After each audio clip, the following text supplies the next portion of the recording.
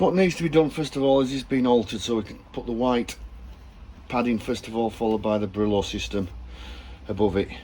That level there, can't afford to have it, the white itself wants to be above that mesh there. And then on this side, the tray size that's going to go in the back needs to be at the same level, no higher than inside there. Then come to this end, and what we've got here is this fitting at the moment to go in split union with a feed, and looking at making it so these two filters can go up there.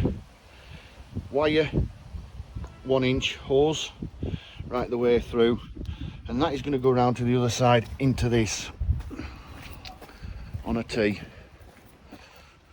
taking that brass filter out of place.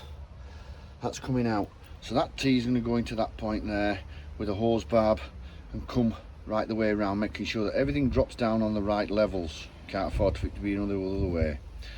The other quick one while I'm here is, it won't be a bad idea to put my pressure filters, one in there and one in there on the system itself, so it protects the nozzles on the system. They want to be changed on the front one to a 15 degree to try it, which should solve that problem of crossing over.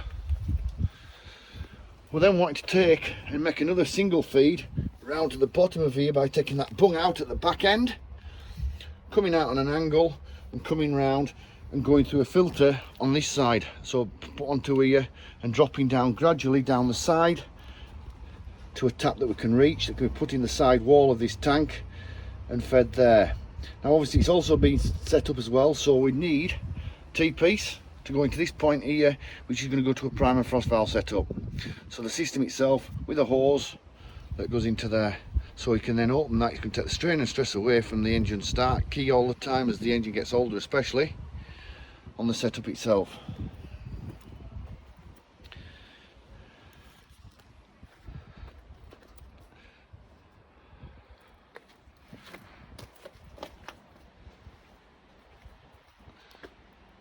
A mud sucker head going into the top, that needs to go into this end or into the middle section, so the pipe itself going down into here, and that's going to come from a tray that's been built into this system here to catch the extra water that links up to this bottom tray here.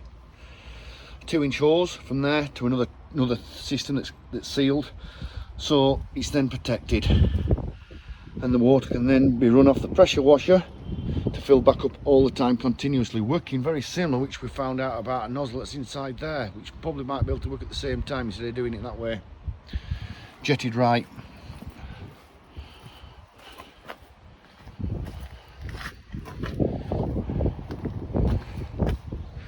Anything copper needs to be done away with. Never do copper, it's rigid, very hard, and you'll fracture joints for fun on a truck.